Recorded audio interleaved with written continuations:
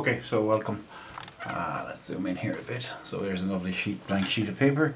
So homework tonight, we have x plus y equals 7. Now I know from experience that what's really going on with an x-axis and a y-axis is aligned with intercepts of 7 and 7. But you may not know that, and that's okay if you don't know that. X minus y equals 1.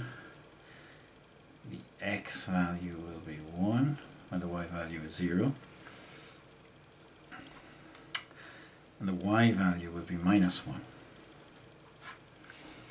Okay, so this is going to really knock your socks off, but before I do the algebra part, I can see, well, maybe not, let me think, 7. So 6, 1, 5, out 1 of 6, out 2, 5, out 3, 4, 4, 3 will be the answer. Okay, so I just know 4, 3 will be the answer without any algebra. But this takes a lot of experience and a lot of skill to be able to do this so quickly. So let's take the algebra. In terms of the algebra, we can see, hopefully, that if we add these, the y's will cancel. And what that means is you're going to get a line that actually points straight up. Okay? And in that sense, then you can solve that for x. So what happens when we add x and x? And remember, I'm adding. It's important maybe for me to put that symbol here to tell you the operation that you're doing originally from arithmetic and now within algebra is the operation of addition. You add things together. So x and x is 2x. And when you do the operation of addition with these, they cancel, they're gone. And I can see that my quick drawing is looking good. Okay, I have a 4 here and I have a 4 here. Okay, now we change tacks in our strategy. Now we're going to use substitution. So let me just bundle that up with a little code, little package. He's going on a trip. He's going to go through the process of substitution. Okay, so let's take the top one there. X with y substituted as 4 equals 7. And this is a linear equation. This is an equation we can solve for one value of x. To do that, we must somehow do the reverse of adding 4. The reverse of adding 4 is subtracting 4. That's cool, as long as we get the idea that this needs to be balanced with this side. So I just took 4 away from the left, I'm going to take 4 away from the right. Okay, now they cancel, and that calculates to 3. So now x equals 3. Okay, and we knew that already. Well, I knew that already, but without any of this drawing, you could say the algebra tells us that xy equals 4, 3. Pause, go back, look at it. We'll do another one. Okay, so the next one up is x plus y equals 13. Remember, I can straight away go, this is at 45 degrees here, this is 13, and this is 13. If I graph paper,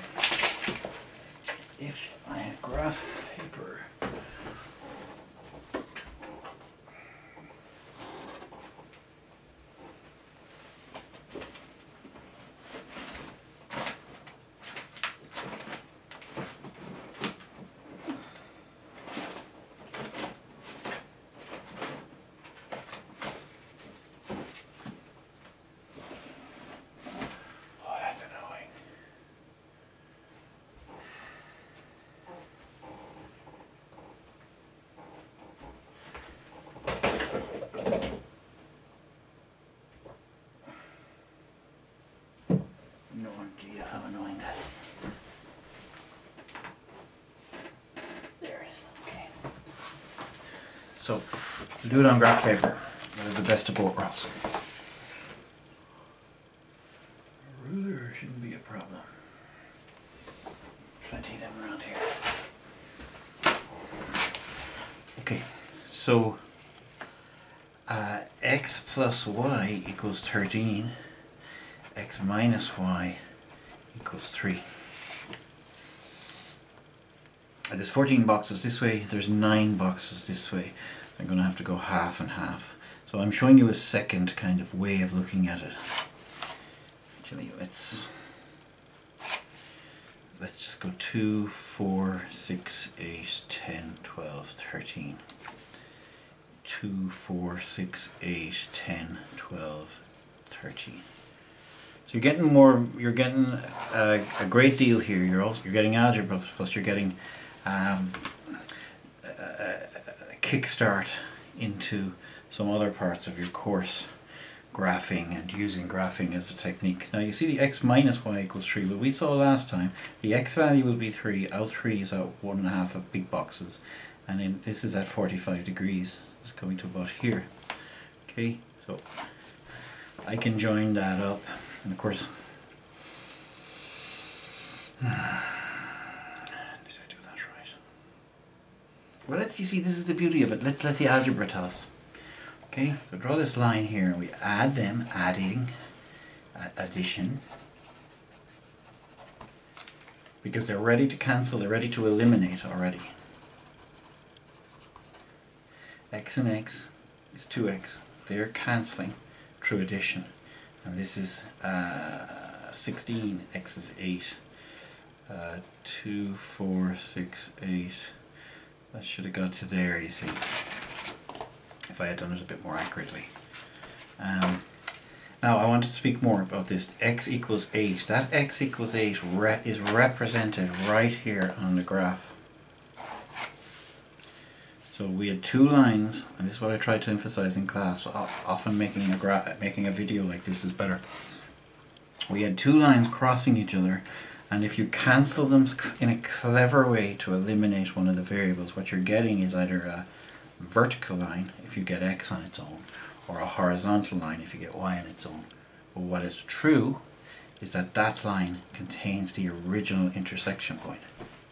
That's our understanding. That's what you don't get from the book, because it doesn't even explain that to you.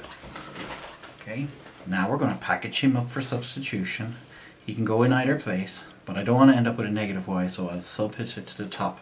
So I'm automatically rewriting this out and solving for y. 8.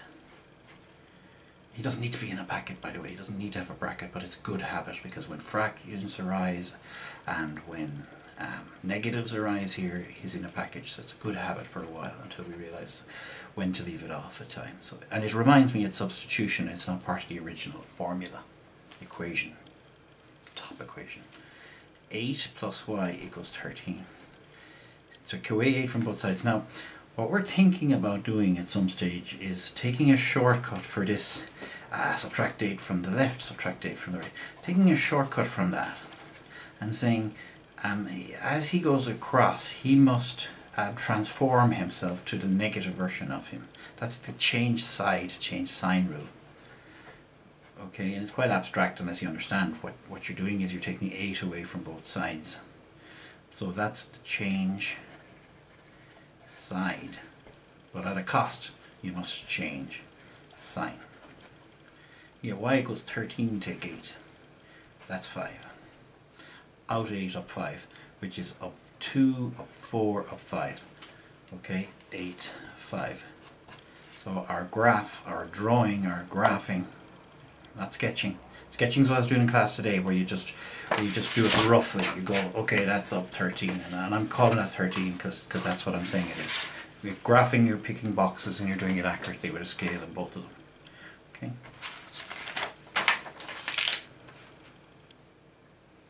Do this really quickly. A plus b, a minus b. The a plus b is 4, the a minus b is 10. I will add them.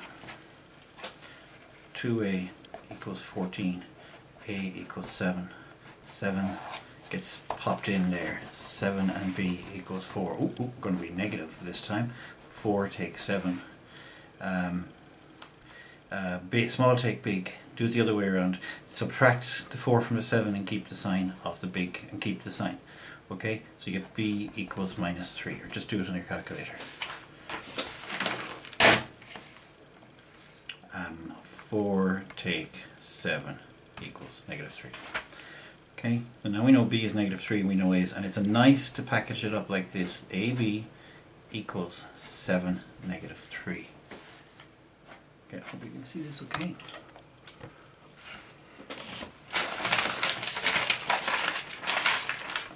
Now we're going to have to multiply something here. We're going to get 4x plus 3y equals 10. X plus y equals 3. So for a few split seconds I'm going to just say like, okay, x plus y equals 3 has positive 3 intercepts, and this guy here has 3.5, sorry, 3 into 10, it's 3 1/3 for the y value. Do that a bit more accurately if I'm going to do it at all.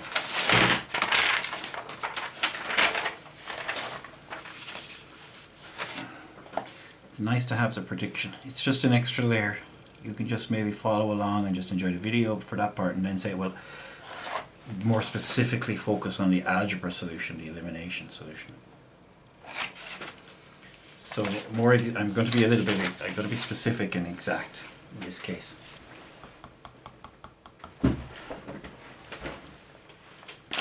Okay, so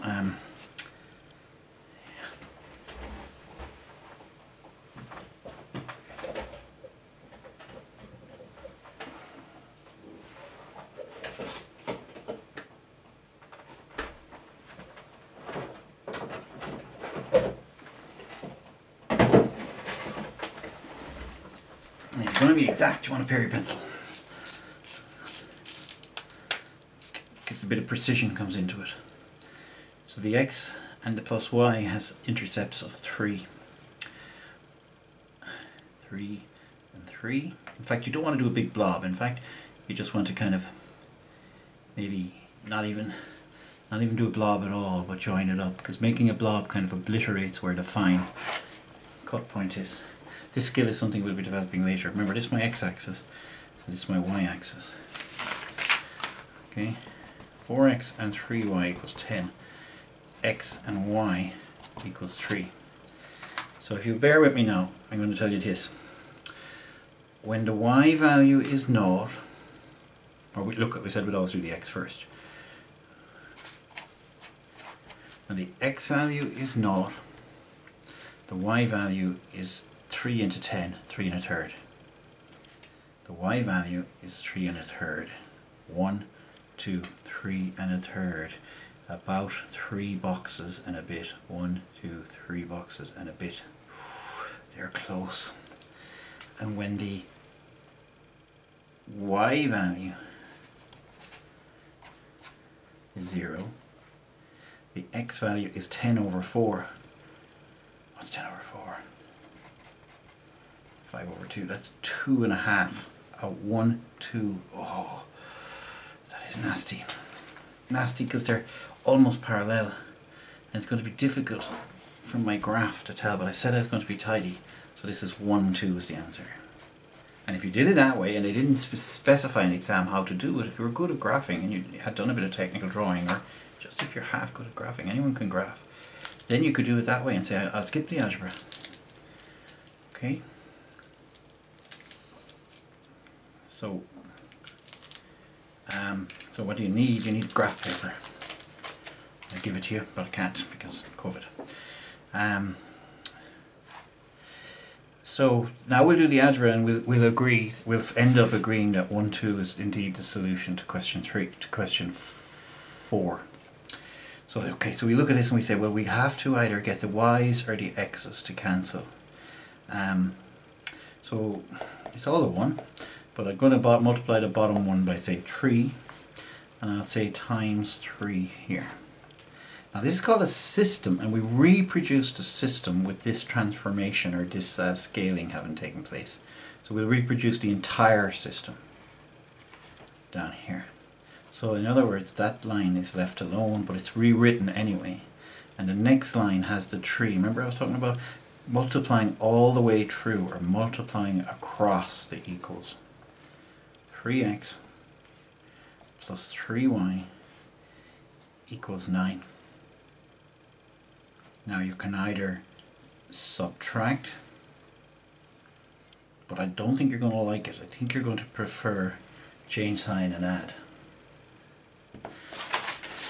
Okay, so I'm not a fan of multicolor unless it really helps you. I have a pen here and it's red, okay, so I will go multicolor because I have it handy, but I'm not a fan of these clicky pens, I can tell you that. So that's a minus, that's minus, and that's minus. So by doing if they're the same sign, by changing the sign, then you get the luxury of taking your first operation that you ever learnt about, your first arithmetic cum algebra operation you ever learnt about, which is called addition. So that, but it just looks for all the world like subtraction, because it's that take away this, which is x. And they cancel, and you get x equals 1. No surprise, that I presume I had that as my original answer here. X is 1 from my drawing. I'm going to sub that into either equation. Now by far the easiest one to sub it into is the lower of the two. Okay, so subbing it into the lower, I get 1 plus y equals 3. I'm going to take the 1 away from both sides and I get y equals 2. And sure enough, I'm getting my solution of x, y equals 1, 2 from my algebra, and I got that also from my drawing. Way to go. Okay, next question. This is question 5. Don't let the letters put you off. P's, Q's, A's, B's, X's and Y's. I mean, it only means when you're doing your axis, you go, which one do I put where? And it doesn't make any difference, as I'm about to show you. If you did want to use a graph to kind of do a parallel tactic or strategy for your solution. P plus 2Q is 11. 2P plus Q equals 10.